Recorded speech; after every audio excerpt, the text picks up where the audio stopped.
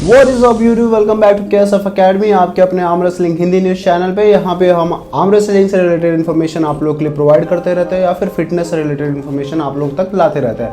आज हम बात करने जा रहे हैं different types of arm wrestling workouts, जो मूव्स लोग यूज करते हैं उसके बारे में। सो मोस्टली जो बेसिक मूव्स लोगों को पता रहते हैं वो होता है अपना हुक और एक top roll, but apart from that there are different moves जो कि आर्म रेसलर्स यूज करते हैं, जो कि हमको तरह तरह के मैचेस में देखने मिलते हैं, बट हमको आइडिया नहीं होता है कि ये कौन सा मूव है। तो हम समझ लेते हैं कि आइदर ये टॉप रोल हुआ है या फिर ये हुक हुआ है।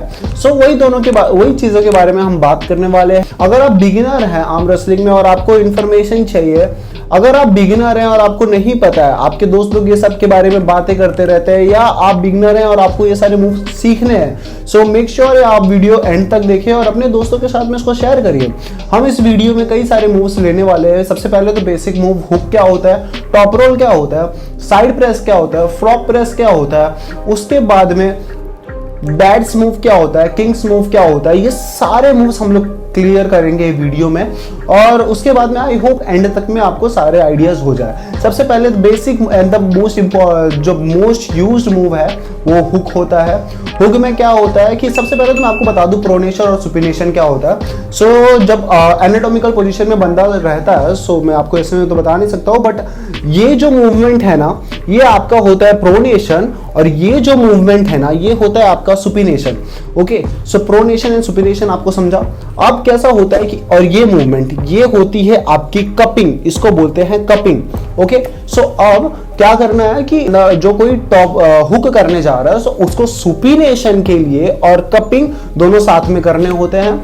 अगर कोई हुक में जा रहा है तो स्ट्रेंथ इज मस्ट, स्ट्रेंथ के साथ में ही उसको खेलना रहता है। So cup and hook, cup and supination and that's hook.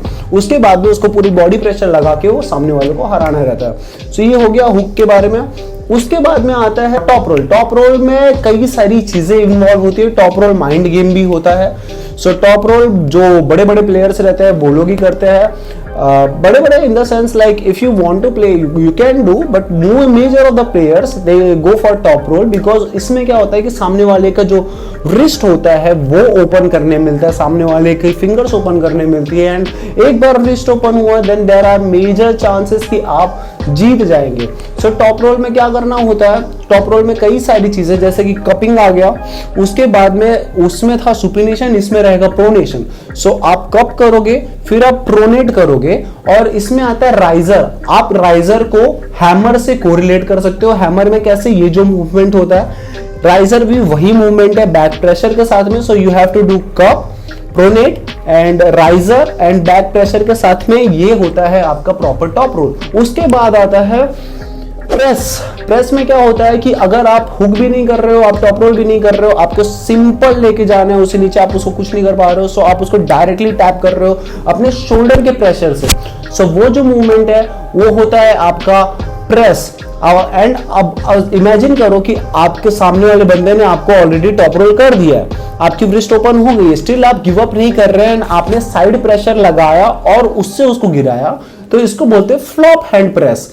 और ये हो गया प्रेस, फ्लॉप एंड प्रेस। अब आता है किंग्स मूव। किंग्स मूव सबसे ज्यादा इंपॉर्टेंट मूव। किंग्स मूव जो बड़े बड़े प्लेयर्स जैसे डेनिस सिफलेनकॉफ हो गए, ये लोग के लिए एक जो इंपॉर्टेंट आर्मरी होती है मूव्स की, उसमें आता है। किंग्स मूव में जो बंदा है वो पूरा बैक प्रेशर से पीछे हो जाता है और अपनी फिंगर की प्रेशर से होल्ड करता है।